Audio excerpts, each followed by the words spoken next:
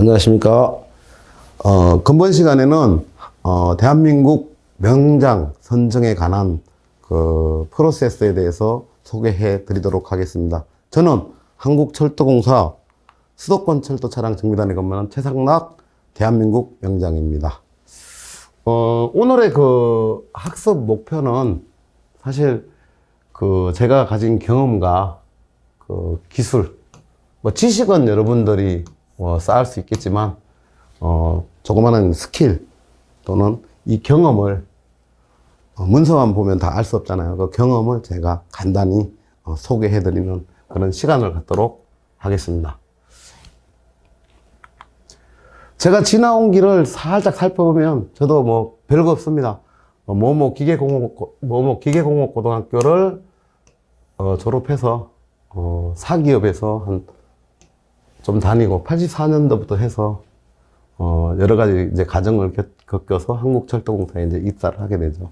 저는 이제 철도청 공무원 이제 기계주사부를 지나서 지금 현재 철도공사 차량 관리장으로 근무를 하고 있고요. 대충 살펴보시면 이런 활동들이 있을 겁니다. 프로필을 하기는 좀 뭐하고요. 저는 지금 현재 그 대한민국 명장 608호에 선정이 되어 있고요. 또 산업현장 교수로도 활동하고 있고, 제가 개인적으로 참 좋아하는 거는 제가 이제 그 발명대상에서 대상을 타서 1,000여만 원의 상금도 받아서 참 쾌거를 입고 장관상 수상 등, 그리고 명장이 되고 나서 약 한 500시간 정도의 그 기술 지도와 컨설팅한 실적을 가지고 있고요. 보시면 저희 수상 실적들은 이제 여러 가지 있고, 사실 이렇게 보시면 이렇게 제가 명장이 선정되고 나서 사회에 공헌하고 활동하겠다라는 것들 이렇게 보여드리는 겁니다. 자, 명장 대한민국 사회적 가치 실현이라고 생각하는데요. 저는 사실 그래요. 결론부터 얘기한다면, 꿈과 목표를 가지고, 난 열정을 가지고, 정말 한 곳만 바라보고 최선을 다한다면 반드시 이 꿈은 이루어집니다. 제가 증명해 보였거든요. 저는 사실, 앞장에 얘기했듯이 저는 많이 배운 것보다는 사실 저도 4년대를 나오지 않았습니다. 공업고등학교, 기계공업고등학교를 졸업하고, 경험과 지식을 쌓아서 철도공사 들어가서 제가 알고 있는 지식과 경험을 가지고 이제 한 곳에 올인을 한 거죠. 그죠? 그래서 요즘 트렌드는 그래요. 저는 전문가가 반드시 필요한 세상이라고 생각합니다. 예전에는 저는 이제 회사 직원들한테 교육할 때 항상 이렇게 얘기를 합니다. 네가 전문가가 될 것이냐, 아니면 많은 걸 알 것인 거야. 저는 선택을 했어요, 회사들. 저희들이, 예를 들어서 제가 기차를 수리한다 했을 때 많습니다. KTX도 있을 거고, 일반 열차도 있을 거고, 전동차도 있을 것이고, 저는 어떠한 장치에, 딱 특정한 장치에 제가 여기서 밝힐 수는 없지만, 거기서 제가 세계적인 권위자거든요, 사실은요. 그 부분을 27년 동안 판 겁니다. 그래서 그런 것들의 데이터를 모아서 이제 지금까지 온 게 아닐까. 혹시 다음 시간이 된다면 제가 숨겨놨던 이 보따리를 진짜 충분히 한번 풀어드리도록 하겠습니다. 오늘은 좀 간략하게 가는 방법으로 하겠습니다. 자, 대한민국 선정 프로세서 중에 신청 자격에 대해서 간단히 이제 말씀을 드리면요. 1989년 4월 1일 날 숙련 기술장려법 11조 여기에서 됐고요. 7월 1일 날 이제 동법이 이제 시행령이 됐죠. 그래서 선정한 이유는 산업 현장에서 최고의 그 수준의 기술력을 보유한 기술자로 그 숙련을 가지고 국가 기술 발전을 했고, 다음에 지위 향상에 공헌한 사람들을 이제 명장으로 선정해서 우대하고 있는 그런 법입니다. 그래서 이 부분도 중요해요. 예전에는 사실 우리 엔지니어들이 사회적으로 참 그닥 이 지위 향상이 높고 그러지 않았을 거예요. 근데 이제는 기술인도 사회적 인식 제고를 확실히 높일 수 있고, 또 산업 경쟁력을 강화시키는데, 목적으로 하기 위해서 명장을 선정하고 있다. 신청 자격은 산업 현장에서 15년 이상 종사하고, 여기 세 가지. 숙련기술 보유 정도가 높은 자, 숙련기술을 보유하였다고 인정되는 자, 국가 발전이나 숙련기술사의 지위 향상에 크게 기여했다고 인정되는 자, 요 세 개 항목에서 갖춘 자를 신청 자격으로 하고 있습니다. 그래서 일일이 설명 안 드리고 그냥 이렇게 넘어가도록 하겠습니다. 자, 신청을 하기 위해서 아까 세 개 항목에 자격이 있다면 또 제한자도 있습니다. 어떤 제한이 있냐, 신청 자격의 제한이. 이제 사무, 행정, 교육, 연구직은 이제 현장 종사자로 볼 수 없어서 대한민국 명장에 신청서를 신청할 수가 없습니다. 그래서 혹시 여러분들 중에 내가 명장이 되겠다 했을 때, 나 행정을 몇 년 했는데 이걸 넣으시면 불리합니다.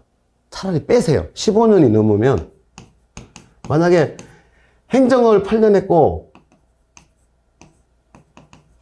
기술을 7년 해가지고 15년이다. 안 됩니다. 아예 넣지 마세요. 차라리 그러면 뭐 예를 들어서 25년에서 8년을 빼면 가능하죠. 15년이 됐다. 이렇게는 되지만 만약에 아닌다면 넣지 마세요. 넣으면 마이너스가 납니다. 그래서 이 부분은 무조건 뺍니다. 그래서 여러분들 혹시 철도 종사들 중에 이 교육 훈련 맡았던 거, 뭐 예를 들어서 인재개발원의 교수라든가 이런 부분들을 잘못 넣으면 역효과가 납니다. 그래서 그 부분들 살짝 가려셔도 돼요. 왜? 그냥 그 총 재직 기간이 중요하니까. 그런 것들 나중에 꿀팁으로 다시 설명을 해드리도록 하겠습니다. 그래서 반드시 생산 현상 종사자로 볼 수 없는 자는 할 수 없다. 연구나 교육훈련이나 사무, 행정, 그걸 반드시 염두해 주시고요. 그래서 주관은 고용노동부에서 해서 한국산업인력고객단에 위탁해서 선정을 하고 있다. 선정 인원은 보통 보면 직종별로 한 30명 내외에 하고 있고, 평균 사실은 한 11명 정도 그렇게뿐이 선정되지 않고 있습니다. 그래서 요즘 이제 선정 분야의 직종부로 보면 산업 변화에 따라서 신설되는 직종이나 이런 직종들이 많습니다. 폐지되거나. 사실 철도도 사실은 폐지까지는 아니더라고요. 아니더라도 어떤 부분이 있냐면 자동차, 철도, 이 두 가지가 합쳐진 겁니다. 예전에는 아예 철도 차량 분야라고 되어 있는데 지금은 철도 자동차로 되어 있는 이유가 뭐냐면, 철도가 많이 나오지 않고 특수하다 분야다 보니까 철도 분야를 자동차 분야하고 같이 합쳐버린 거예요. 잘 모르실 거예요. 얼마 안 됐어요. 한 3년 정도뿐이 안 됐기 때문에. 그래서 철도가 더 불리해집니다. 그래서 여러분들이 그래도 철도는 기간 산업이면서 4차 산업혁명에 영향을 별로 안 받는 거잖아요. 사실 철도도 지금 현재 보면 뭐 IoT나 빅데이터나 다 활용을 하고 있잖아요. 그런 걸 활용하고 있기 때문에 4차 산업에도 부합을 좀 어느 정도 하는 것 같고, 다음에 계속 친환경적이고 하다 보니까 종목 자체 폐지는 안 될 거예요. 근데 자꾸 좀 축소가 되고 있는 경향이 있다. 그래서 지금부터 빨리 준비하셔서 자동차 관련 사람들하고 경쟁을 해야 됩니다, 일단. 그래서 조금 약간 불리해졌다라고 생각하시고요. 38개 분야에서 92개 직종을 하고 있고요. 요거는 이제 2022년도 선정 계획에 의거해서 제가 말씀을 드리는 거고, 다음에 명장이 되고자 하면 추천을 받아야 됩니다. 근데 여러분들이 혹시 뭐 저 같으면 서울특별시잖아요. 제가 사는 곳이 이제 경기도나 서울특별, 주소지는 서울, 직장은 경기도 고양시입니다. 예를 들어서 그러면 관할 지역의 특별시장이라든가 강력시장한테 직인을 받아야 됩니다. 그러니까 내가 내고 싶다는 게 그분이 1차로 다 검토를 해서 선정을 하는 이런 과정으로 되어 있습니다. 또 혹시 이제 뒤에서 얘기하겠지만 우수숙련 기술자는 특별시장이나 강력시장이나 이런 분이 아닌 조직의 장, 이제 만약에 무슨 서울교통공사다 뭐 이런 거 같으면 교통공사 사장한테 받아도 됩니다. 우수숙련이면. 근데 예를 들어서 대한민국 명장은 무조건 요 분들 이상 받아야 됩니다. 그리고 산업인력공단에 관련된 분들에 대한 또 추천은 안 됩니다. 그래서 이렇게 좀 까다롭다라고 생각하시고요. 요거는 뭐 제가 실제로 뒤에도 얘기하겠지만 학생들 이렇게 제가 참 그렇습니다. 중학생들까지 이렇게 멘토를 한번 해보는데요. 참 어려워요. 요즘 애들 정말 어렵긴 한데 보람을 많이 느껴요. 왜냐하면 우리 자식들보다 어리니까. 그래서 가장 재밌어요. 중학생들한테 이렇게 가르치는 것들이. 그래서 이런 것도 좀 하고 있고요. 보면 이제 대한민국 그 명장 선정에 관련돼서 이제 토탈 종합적으로 한번 보면 명장 제도가 1986년도에 신설이 돼서 이제 1회 때죠. 1회 때부터 시작해서 36년이 지금이라는 세월이 이제 흘렀고요. 지금까지 이제 694명의 대한민국 명장이 이제 선정이 돼 있죠. 그래서 이제 저 같은 경우는 기계, 철도, 설계죠. 차량에 608호입니다. 근데 명장이죠. 요 608호라는 요거는 제가 이제 영원히 이제 우리 유명한 축구 선수나 운동 선수도 그 번호를 못 가져가잖아요. 이 번호는 이제 제가 이 지구가 없을 때까지 제 이제 608호가 되는 거죠. 뭐 제 몇 년도가 아니라 계속 연결해서 가서 지금 그래서 694호까지 됐다. 제가 2016년도에 이제 요때 됐기 때문에 추가적으로 이제 많이 생성이 된 거죠. 이제 선정이 되다 보니까 이제 694호까지 갔고요. 사실 694 나누기 5천만 명 하면 프로테이지로 의사나 국회의원보다 훨씬 작죠. 아이고, 더 작죠. 그래서 굉장히 희귀한 거예요. 희귀템이 되는 거고, 사실 이제 제가 국가가 인정한 최고의 대한민국 명장 제도라고 되어 있는데, 여러분들이 뭐 명인, 명장, 품질 명장, 뭐 지방 명장, 사실 명장이 엄청 많습니다. 옆집 한 집 건너 한 집 명장이래요. 뭐 오이 명장, 고추 명장, 산화초 명장. 그거는 자기네들이 협회에서 만들어서 그냥 명장하면 돼요. 저희들도 만들어서 여기서 명장 하나 그냥 내주면 돼요. 그죠?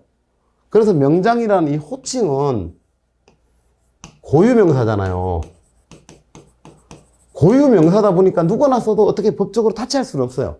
그렇잖아요. 고유명사니까. 최상락 나만 쓰는 거 아니잖아요. 아마 쓸 수 있죠. 뭐 박상락이도 쓸 수 있고. 근데 다른 게 뭐냐면 저한테 질문을 많이 합니다. 아니 명장이 품질 명장도 있고 대한민국 명장도 있고 명인도 있고 막 그런데 이 명인 같은 건 이제 협회에서 하는 거고 명장은 물론 이제 뭐 울산시 명장이다. 그러면 울산시에서 하는 거 맞아요. 그런데 똑같은 이제 이런 걸 가지고 해요. 근데 여러분들한테 이제 우수승연이 되기 전에 또 지방 명장이 돼야 된다는 걸 다음에 한번 또 어필을 할 겁니다. 교육을 할 건데 대한민국 명장하고 명장의 차이가 뭐냐를 물어봐요. 근데 사실 우리 명장님들도 거기에 대해서 정확하게 대답을 못 하더라고. 근데 저는 정의를 내렸어요.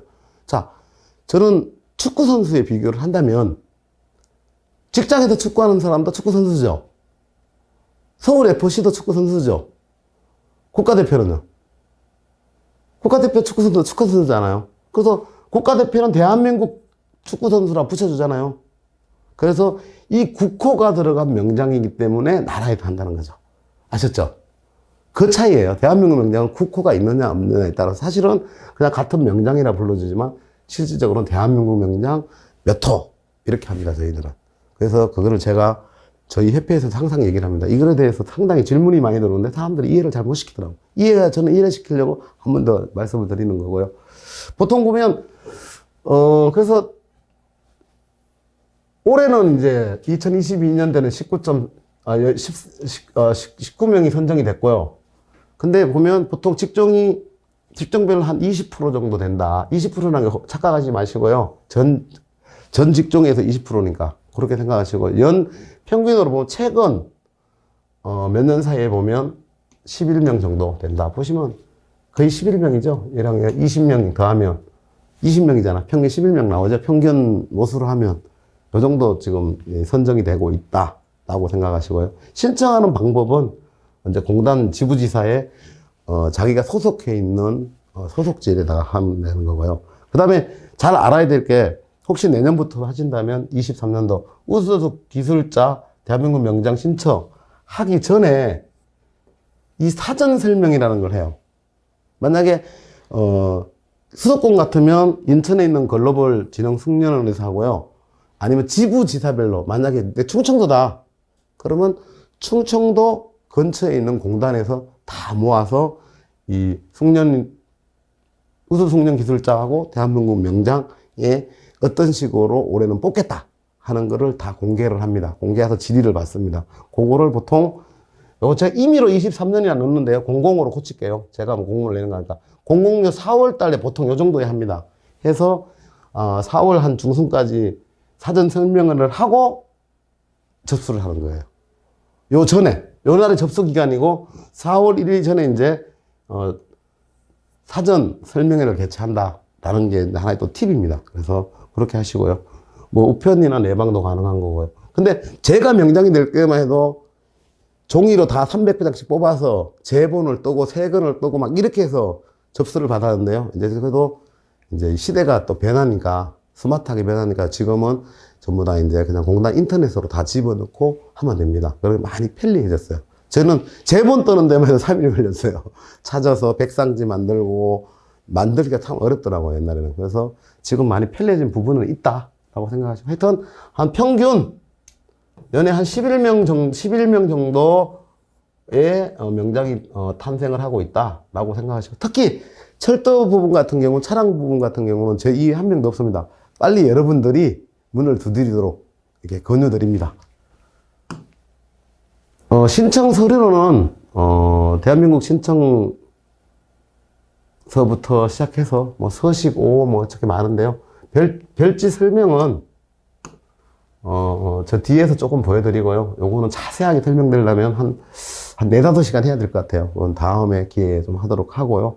신청 서류는 반드시 150페이지 이내에 한다. 그러니까 예전에는, 과거에는 300장씩 하니까 심사위원도 힘들고 작성하는 우리도 힘들고, 그래서 아예 정량화되고 계량화된 그 파일이 있어요. 그 파일에다 탁탁 집어넣게끔 해서 많이 압축시켜서. 왜냐하면 우리가 책을 300페이지를 1년 다 해보세요. 엄청 시달리겠죠. 그래서 심사위원이 좀 할 수 있게끔 많이 줄여놨어요. 그리고 또 팁이 있다면 그래요. 제가 사실은 이렇게 가면 명장을 준비 기간은 조금 길었을지 몰라도 사실 저는 한 번에 바로 붙었어요. 원패스 했는데 1차부터 선정까지. 그 중요한 게 뭐냐면 딱 기준을 세운 게 뭔지 아세요? 딱 그거예요. 심사위원회 보기 좋게. 여러분들 이런 속담 있잖아요. 보기 좋은 떡이 먹기도 좋다. 그러니까 저는 심사하는 입장에서 내 기준이 아닌 심사위원회 기준에서 사실 이런 서류를 많이 작성했어요. 그러니까 너무 어렵게 말도 안 쓰고 너무 쉽게도 안 쓰고 중간적으로 하고 또 좀 시원시원하게 뭐를 많이 표현을 하려기보다는 이게 이거네, 저게 저거네. 솔직히 비전문가가 들어가서 아무리 써놔도 모릅니다. 보통 이제 심사를 할 때 우수숙련인이든 대한민국 명장이든 비전문가, 교수, 전문가 같이 들어갑니다. 그러면 전문가들은 많이 파고들겠지만 비전문가들은 깔끔하네, 수량 맞네, 숫자 맞네, 이런 식으로 가는 거예요. 그래서 제가 늘 많이 저도 멘토를 하고 있습니다. 요거는 공개적으로 얘기 안 했지만 오늘은 제가 팁 하나 드리는 거예요. 아셨죠? 자, 신청 방법은 뭐 작성을 하면 될 거고요. 선에 다운로드를 좀 해서서 산업인력관리공단 홈페이지에 들어가셔서 소식 공간에 들어가셔서 다운해서 먼저 좀 숙지를 하시고 궁금한 거 있으면 좀 문의해드리면 제가 설명을 자세하게 해드리도록 하겠습니다. 그리고 마이스트넷 요거를 많이 이용하시는 게 더 좋아요. 여기 가면 대한민국 기술인 하다못해 기능경기대부터 시작해서 산업현장 교수, 진로 지도, 그다음에 청소년, 뭐 하여튼 모든 마이스트넷에는 우리나라 기술에 대한 그런 정보와 자료들이 굉장히 유용하게 많이 있습니다. 거기 가셔서 최상락 딱 치면 뜹니다. 대한민국 명장도 뜰 테고 산업현장 교수도 뜰 거고 이렇게 돼 있어서 한번 들어가 보시면 많이 유용할 것으로 판단이 됩니다. 네, 다음은 이제 선정 절차에 대해서 소개해 드리도록 하겠습니다. 선정 절차는 신청 접수부터 시상까지입니다. 시상 요 두 가지는 여러분들이 뭐 고민 안 하셔도 되고요. 정부에서 할 일이고, 직업의 등록의 날 9월 1일 날 매달 이제 선정해서 수여하고 있습니다. 그래서 신청 접수가 중요하겠죠. 신청 접수는 공단 또는 지부지사에 접수하면 되고요. 앞에서 말씀한 대로 기관장에 만약에 특별시면 특별시장, 광역시면 광역시장, 시도지사한테 직인을 찍은 다음에 하시면 되고요. 이제 서류 심사는 전문위원들이 3명이 구성이 됩니다. 그러니까 전문가, 다음에 비전문가 또는 교수, 뭐 이런 식으로 해서 서류 심사를 시행해서 60점에서 2명, 70점 이상이 되면 무조건 1차를 합격 딱 시킵니다. 과거에는 저희 때만 해도 무조건 분야에서 무조건 1등만 올려서 이제 선정이 되느냐 안 되느냐 뭐 이런 식으로 했는데, 지금은 여러분들한테 이제 기회를 많이 주고자 이제 일단 1차는 서류를 다 거의 70점 정도만 한다면 올라가고요. 그 다음에 이제 현장 실사에서 이제 많이 좀 이렇게 걸러내고 있죠. 현장 실사는 3인이 또 마찬가지로 전문가, 교수, 다음에 비전문가 이렇게 3명이서 현장 실사를 해서, 예전에는 이 반장 제도라는 게 있어가지고 합의해서 이 사람이 합격하냐 불합격이냐를 이제 심사를 했는데, 지금은 3분이 다 합격이 돼야 됩니다. 그래서 이제 각자 체크리스트에 점수를 줘서 봉투에 담아버려서 3명이 다 패스가 나와야지만 이제 통과가 돼서 그 다음 단계로 갑니다. 그래서 현장 실사가 통과가 되면 일단 국민 의견 수렴을 합니다. 제가 인정서를 받는 거기 때문에 국가를 상대로 대통령 명의로 대한민국 명장 정서를 수여하기 때문에 그 국민 의견 수렴을 하는 겁니다. 국민 의견 수렴을 왜 하냐 하면, 이분이 혹시 여러분들 특허에 대해서 제가 얘기를 많이 했지만, 특허 같은 거를 남 거를 갖다가 도용을 했다든가, 아니면 공동으로 저작한 거를 단독으로 자기 거라든가 이런 것들을 다 심사해서 국민 의견 수렴을 합니다. 또는 형사상에는 저같이 뭐 공기업이나 공무원들이나 이분들은 문제가 없겠지만, 혹시 과거에 음주운전이라든가 아니면 뭐 폭행 이런 것들이 있을 수도 있잖아요. 이런 것들을 다 조사합니다. 그래서 최종 결정은 이제 청와대에서 하는 거죠. 그래서 저희들이 워낙 그 행동 조심을 많이 합니다. 목표를 둔다면. 왜냐하면 민사도 들어갑니다. 예를 들어서 뭐 내가 이웃집하게 소음으로 뭐 무슨 문제가 생겨서 갈등, 뭐 아니면 뭐 혹시 이제 뭐 좀 하여튼 불미스러운 일들이 많잖아요. 내가 과거 뭐 10년 전에 친구 거 돈 떼먹었는데 얘가 혹시 뭐 이렇게 했다든가 이런 부분들이 있을 수가 있어요. 그래서 여러분들이 혹시 우수숙련인의 목표를 둔다면 이런 것들 관리를 미리미리 좀 하시는 게 바람직할 겁니다. 그래서 국민 의견 수렴을 15일 정도 합니다. 이게 통과돼야지 이제 면접 심사로 올라갑니다. 근데 면접 심사는 보통 한 1.5에서 2배수인데요. 원래 같은 경우는 2배수인 것 같아요. 한 20명 정도 면접 가서 11명이 됐으니까 약 한 50%만 된 거죠. 그래서 면접은 과거로 볼 때 16대 1로 봅니다. 사실 16대 1 면접이 쉽지 않아요. 이게 보통 한 30분 정도 보는데요. 저 같은 경우는 한 45분을 봤어요.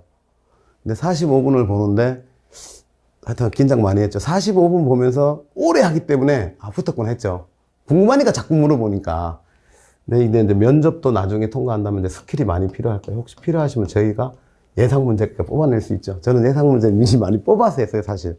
제가 질문을 많이 받았던 부분이 면접에서 네가 개발했고 네가 만든 거 이런 것들을 어떤 역할을 하고 어떻게 후진 양성을 할 거냐, 아니면 학생들에게 어떤 도움을 주겠냐, 아니면 반드시 후진 양성을 할 거냐, 사회적 가치를 실현할 거냐에 대한 이런 질문을 많이 나올 거라고 예측했죠. 실제로 나왔습니다. 그래서 철도니까 얘기를 하죠. 저 같은 경우 가장 쉬운 거 딱 예측했는데 나왔습니다. 모모 대학교 교수가 질문한, 비전문가는 이제 전문가 쪽은 우리 특수분야는 잘 모르잖아요. 예상 질문을 딱 뽑았는데 딱 이거예요. KTX 산천이 국산화됐는데요. 산천 비율이 얼마예요? 그래요. 국산화 비율이 78.8%입니다. 딱 대답했더니 진짜 인터넷 찾아보더라고요. 그럼 맞네요? 그래서 그냥 넘어갔어요. 그러니까 이런 식으로 이제 좀 이 면접도 준비를 많이 해야 돼요. 다대 면접이잖아요. 사실 16대 1 면접은 전 해본 적이 없어요, 사실. 그래서 상당히 두렵고 힘들어요. 그리고 요즘 이제 새로 신설돼 있다면 이제 PT 면접을 합니다. 예전에 PT 면접이었는데 지금은 PT 면접을 10분 합니다. 그 다음에 이제 다대 면접을 하는 거죠. 많이 바뀌고 있어요. 시대적으로. 왜?